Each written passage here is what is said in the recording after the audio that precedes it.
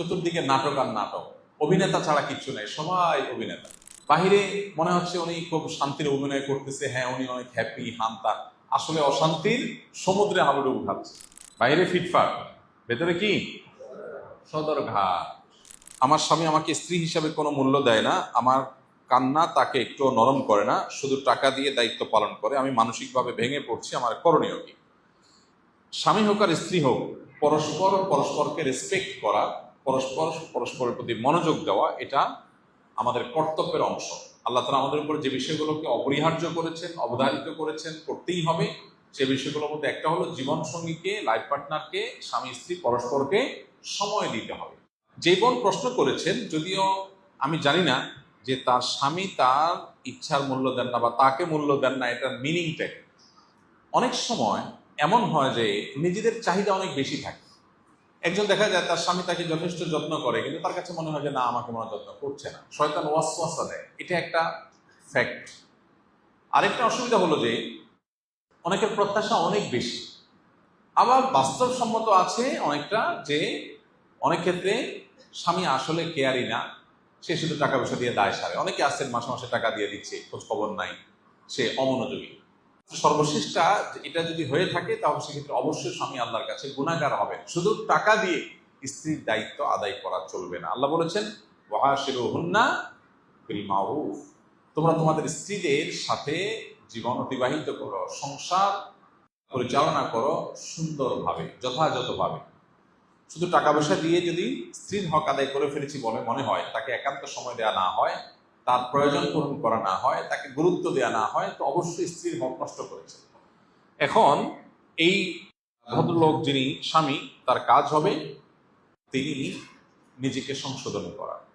আর যে বোন প্রশ্ন করেছেন তাকে বলবো, যদি সত্যি আপনার স্বামী আপনাকে মনোযোগ না দেয়, ইগনোর করে, শুধু ভরণ পোষণটা দেয়, আপনি শুকরিয়া আদায় করেন এই দিক বিবেচনা করে যে অনেক অমানুষ আছে আপনার স্বামীর চাইতেও তারা আরো বেশি পাষাণ, তারা স্বামী হিসেবে স্ত্রীর ভরণ পোষণটাও দেয় না, আপনার তো ভরণ পোষণটা অন্তত দেয়। অনেকে আছে সেটুকুও দেয় না। ইমানদার যখন তার চাইতে নিজের চাইতে কষ্টে থাকা মানুষটার দিকে তাকাবে, তখন সে ভালো ফিল করবে, তখন মানসিক কষ্ট তার দূর হয়ে যাবে। এই জন্য আপনার সেদিকটা খেয়াল করা দরকার। আর আল্লাহ রাব্বুল আলামিন পৃথিবীতে সবাইকে সব দিক থেকে সুখী করেন না, অদ্ভুত এক সিস্টেম আল্লাহ তাআলা। একজন অনেক বড় সাকসেস তার ক্যারিয়ারে, উনি অনেক সফল ব্যবসায়ী, সফল উদ্যোক্তা, সফল এন্টারপ্রেনর, সফল ডাক্তার, সফল ইঞ্জিনিয়ার, সফল আলেম, উনি ওনার ক্যারিয়ারে অনেক সফল, কিন্তু বাসায় পারিবারিক জীবনে তিনি চরম ব্যর্থ। এরকম মানুষ ভুরি ভুরি আছে। আপনি বাইরে খুব ফিটফাট দেখবেন, কিন্তু ভেতরে সদরঘাট। বাইরে ফিটফাট, ভেতরে কি সদরঘাট। বাহিরে মনে হচ্ছে উনি খুব শান্তির অভিনয় করতেছে, হ্যাঁ উনি অনেক হ্যাপি হান্তা, আসলে অশান্তির সমুদ্রে হাবুডুবু খাচ্ছে। আর এখন দুনিয়াটাই হলো অভিনয়ের দুনিয়া, এখনকার পৃথিবীটাই হলো কিসের? অভিনয়ের পৃথিবী। চতুর্দিকে নাটক আর নাটক, অভিনেতা ছাড়া কিচ্ছু নেই, সবাই অভিনেতা। একজন আলেম চট্টগ্রামের বলতেছিলেন যে ভালো স্বামী বলতে পৃথিবীতে কিচ্ছু নাই, কে কতটা ভালো অভিনয় করতে পারে সেটা হলো বিষয়। হ্যাঁ, অভিনয় কে কত ভালো পারে সেটা হলো বিষয়। যাই হোক, এটা আবার বেশি একেবারে নেতিবাচক হয়ে যায়, এবং ভালো মানুষ নাই বললে ভুল হবে, আজকে বহু মানুষ আছে আলহামদুলিল্লাহ, এর মধ্যেও আছে। এই জন্য ভাই আমাদের মনে রাখতে হবে যে দুনিয়াটা জান্নাত না, দুনিয়াটা জান্নাত না। এখানে সবকিছু মন মতো হবে না ভাই। একজন মহিলা তার স্বামীটা এত কেয়ারি, মাশাআল্লাহ, খুব যত্ন করে, খুব মনোযোগ দেয়, খুব খেয়াল করে, মাকার পয়সা করি নেই, ফকির নেই, কি বলেন?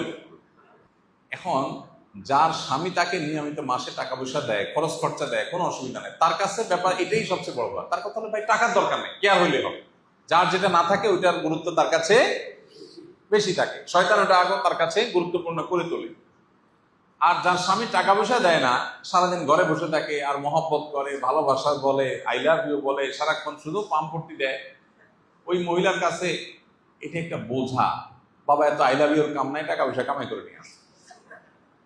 দুনিয়াটা এমন, শয়তান এমন ভাবে আমাদের সামনে তুলে ধরেছে, যার যেটা নাই শয়তান তার কাছে ওইটার জন্য হাহাকার তৈরি করে। আর ইমানদার এগুলো সবগুলোর বিরুদ্ধে যুদ্ধ করে, এই বলে যে আল্লাহ যে অবস্থা রেখেছেন আলহামদুলিল্লাহ। আমার সঙ্গী যদি অমানুষ হয় তাকে মানুষ করার চেষ্টা আমি করব, কিন্তু অ্যাট দ্য সেম টাইম আমি আল্লাহর প্রতি কোনো অভিযোগ আমার নাই, আমি শুকরিয়া আদায় করবো, কারণ এর চাইতে বেশি ক্রাইসিসে বহু মানুষ আছে। আমাদের কাছে অর্থাৎ হুজুরদের কাছে মানুষ সুখের দিনে আসে না। আমাদের কাছে মানুষ, হুজুরদের কাছে সাধারণত মানুষ সুখের সময় আসে না। আসে কখন? খেলায় পড়লে, ঠিকে গেলে, তখন হুজুরদের কাছে আসে। হ্যাঁ, ডাক্তার এবং হুজুর এই দুই শ্রেণী মানুষের কাছে মানুষ সুখের সময় যায় না, আসে দুঃখের সময়। তো বহু মানুষ আছে যাদের দুঃখ শুনে আমাদের অবাক লাগে যে এই লোক দুঃখে আছে, মানুষ চিন্তাও করবে না। পাত্র হিসাবে তাকে দেয়া হলে যে কোনো পাত্রীপক্ষ রাজি হয়ে যাবে। আবার পাত্রীপক্ষের অনেকে আছেন যে পাত্রীর প্রোফাইল, ফ্যামিলি হিস্ট্রি দেখলে যে কোনো পাত্র অস্থির হয়ে যাবে, কিন্তু ভেতরের হিস্ট্রি জানলে কেউ সামনে আগাবে। এক একজনকে আল্লাহ তাআলা এক একটা দিয়ে পরীক্ষা করেন। পৃথিবীর কোনো মানুষ 100% সুখী নাই। সুখে ওই লোকটাই যে লোকটা পরিপূর্ণ দিনদার হতে পেরেছে, আল্লাহর সামনে নিজেকে পরিপূর্ণ সাপোর্ট করতে পেরেছে, যে লোকটা বলেছে আল্লাহ যা দিয়েছেন আলহামদুলিল্লাহ, এই লোক সুখী। কারণ তার কোনো দুঃখ নাই, তার এক্সপেকটেশনই নাই। এক্সপেকটেশন না থাকলে আর দুঃখ আসবে কোত্থেকে? সে আশাই করে যে সুখের জায়গা হলো জান্নাত, এটা দুনিয়া, এখানে সবকিছু মন মতো হবে না। কারো স্বামীটা অনেক ভালো, শাশুড়িটা খারাপ, কারো শাশুড়িটা ভালো, স্বামীটাও ভালো, কিন্তু দেবর ননদ গুলো অমানুষ। কারণ হয়তো এগুলো সবই ভালো মাশাআল্লাহ, কিন্তু পয়সা নেই। কারণ আবার পয়সা আছে, সবই ঠিক আছে, কিন্তু স্বামীটার চরিত্র খারাপ। আছে না নাই? এক একজনের এক এক সমস্যা।